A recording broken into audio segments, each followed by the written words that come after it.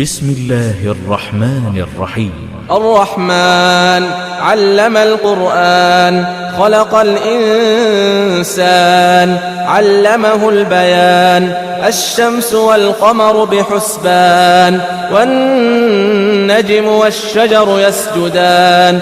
والسماء رفعها ووضع الميزان، ألا تطغوا في الميزان، وأقيموا الوزن بالقسط ولا تخسروا الميزان.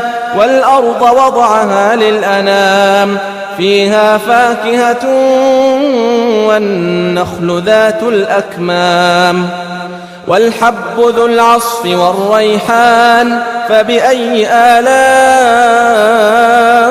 ربكما تكذبان؟ خلق الإنسان من صلصال كالفخار، وخلق الجان